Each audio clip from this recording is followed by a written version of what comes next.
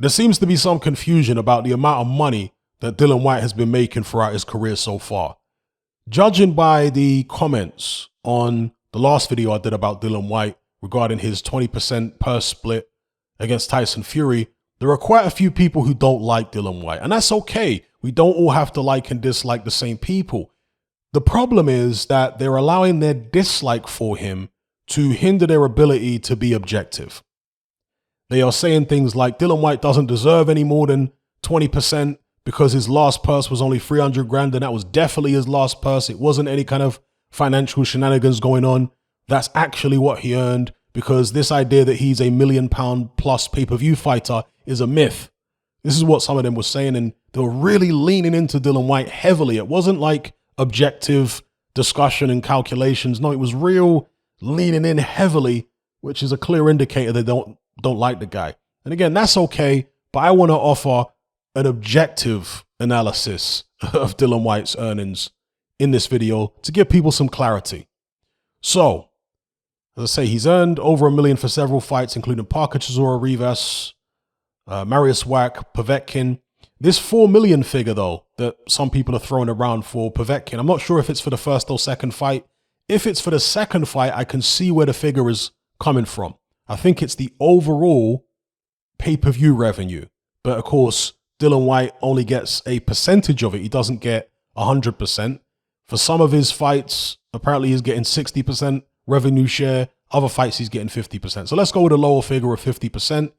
Do some calculations here. So the Povetkin rematch apparently did 200,000 pay-per-view buys. There or thereabouts. We get a calculator up here. The pay-per-views cost £20 each. So 20 times the number of buys, which is 200,000. And we get a grand total of £4 million. Now, Dillian Whyte's cut is said to be 50%. So we divide this by 2 and you get £2 million. Now, Dillian Whyte has to pay the undercard with the $2 million. But if you consider who was on the undercard, I can't imagine that it cost 1.7 million, because that's what it would have had to have cost for Dillian Whyte to only end up with 300 grand. The biggest name on the undercard was Ted Cheeseman. You're telling me that between the likes of Ted Cheeseman, Chris Kongo, Fabio Wardley, and Campbell Hatton making his debut, these guys gobbled up 1.7 million pounds. I find that extremely hard to believe. I think what actually happened, or I suspect what actually happened with regards to Dillian Whyte declaring this 300 grand purse, is that he declared a net amount, not gross. So, for example, in several interviews, Dillian Whyte talked about the fact that because the Povetkin rematch was delayed or postponed, and Dillian Whyte stayed in Portugal and continued training, that his training costs were spiraling out of control, and he spent several £100,000 on training costs alone. Then he's got to pay, he's got to pay the sparring partners. He's got to pay several trainers, Xavier Miller, Harold Knight. It's not just paying them, but, their accommodation and all this kind of stuff. He's got to pay for the facilities he's using in Portugal. And on top of all that, yes, he has to pay the undercard. He has to pay Eddie Hearn, so on and so forth. There are a number of deductions. But normally with a fighter's purse, they declare the gross amount, not the net amount, at least publicly. If you were to declare all fighters' purses as a net amount, then none of the figures you see for Tyson Fury, Anthony Joshua, or anybody would be accurate. None of them would be as high as we see them. The net figure is far lower. So my best guess is Dillian Whyte declared a net figure to the British Boxing Board of Control. And that's who he declared the purse to, was to the British board and perhaps the WBC as well, I'm not sure. But certainly to the British board, he would have declared this figure of 300K. So I'm assuming, my best guess is that is a net figure rather than a gross figure, which would be typical in terms of what you would see publicly. So there you have it. Now, as far as some of his other fights and how much he made for them, well, we can look at the Oscar Rivas fight, for example. That fight sold 289,000 pay-per-views.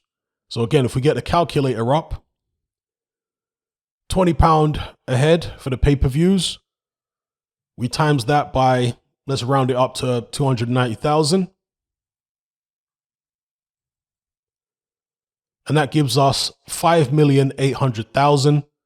And Dillian Whyte's cut was what, 60%? Yeah, 60%. So again, keep it nice and simple. We divide this by 10 and then times it by 6 to get the 60%. And that would leave Dillian Whyte with 3,480,000.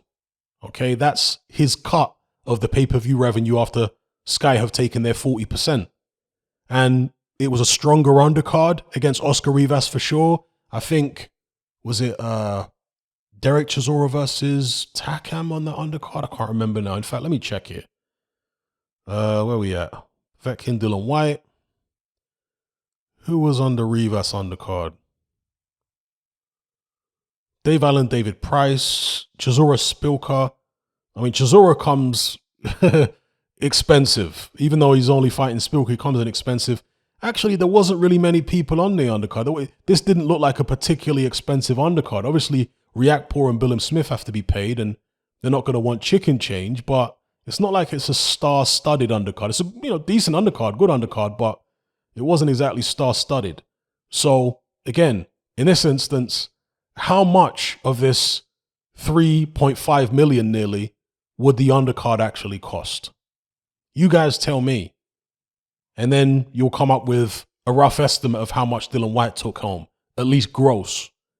If you're talking about net, well, who declares net purses? Does Tyson Fury declare net purses? Does anybody in the world of combat sports declare net purses? I don't know. In my experience, it's very rare to hear a net purse. You normally hear the purses before the show because that's what the fighter's going to get.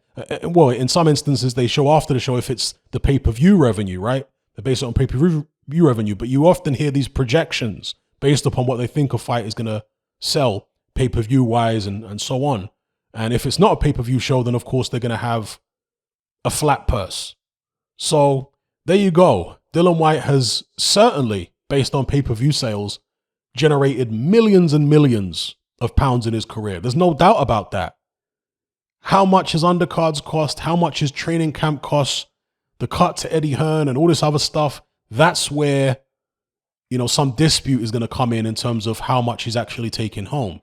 But in terms of the gross figure, he's earning millions. Hopefully this gives you guys some clarity with regards to how much Dillian Whyte is actually earning.